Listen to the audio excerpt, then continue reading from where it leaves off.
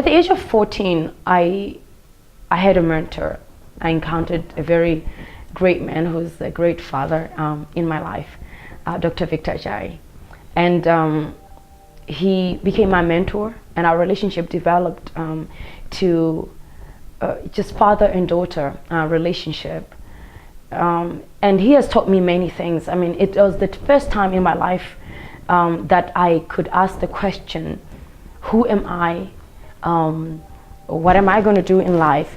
But what was interesting about that time was that he asked me that question, what do you want to be? You know, and that opened a huge window of discoveries, and that he would give me books that I would read, and these books would talk about purpose and vision and potential. Particularly Dr. Miles Monroe's books impacted my life at that very, very young age.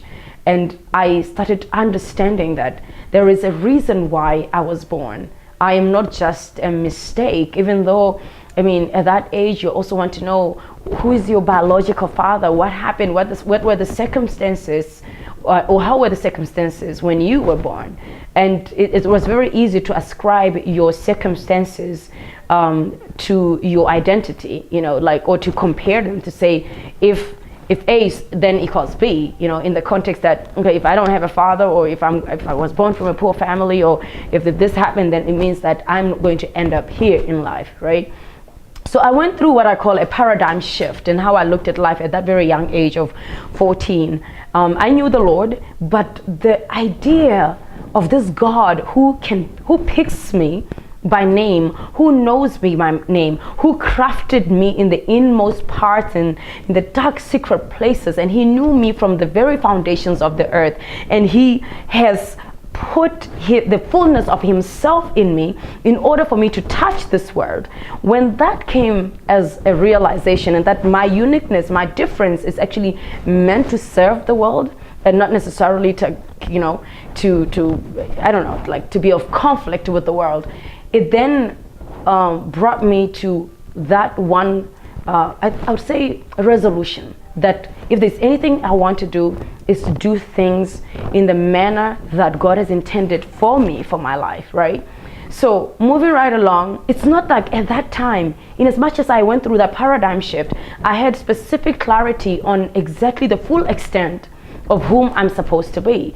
But in the things I knew at the age of 14, 15, 16, I walked in the greatness that I understood, impacting my community, impacting my peers, impacting the church and the different stratas of society as I was able, as I was also empowered to do, right?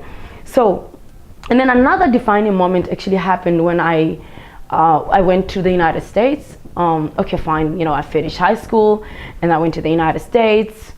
And when I got there, I mean, it's very easy to get to the US and then be like every other African, you want to stay, the American dream is so beautiful, and yeah, you can get your dog, get an apartment, get a car, you know, you have equal opportunities to thrive and everything. But I asked God, and I asked myself, is this the only part of the world that can best represent what God has put in me? Is this all of it? But the good thing about Kalamazoo College is that we were together with different international students from all over the world. So it was actually very helpful to see, oh, somebody comes from Ecuador. I remember I didn't know there was a country called Ecuador. I was like, as long as there's Ecuador and I don't know about it, there must be other parts of the world that obviously I must absolutely, you know, explore. So I then decided to leave the United States, to come back home and to kind of recalibrate and figure out, okay, God, where to next? Take me to the four corners of the world, if you will.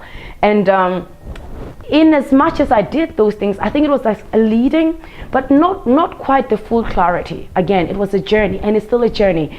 And no matter where I am right now, this is still a journey. There is still more things that God is yet to reveal to me in as far as the full extent of what I'm supposed to do in the different seasons of my life. So I get to Japan, I'm thinking, on lockdown, I'm going to study, and then after this, I'm going to move to Switzerland, I'm going to move here and there. The whole idea for me was like, look, the more of the world I can see, the more I can understand this thing that keeps on saying, there is much more inside of me. There is much more that I ought to do, that I ought to reach for. There is so many things, like there are generations inside of me. It was not just, in one moment, it was in different seasons.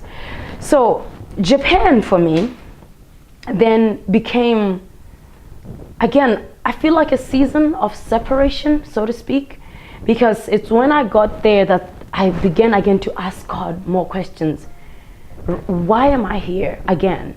Not so much that you don't understand that there's a mark of greatness, but now with specificity, I want clarity. And I believe that many young people, many women, many people go through this thing where they understand truly and they believe there is something in me, but what is it exactly that I'm supposed to do? So Japan became more like the school of God for me.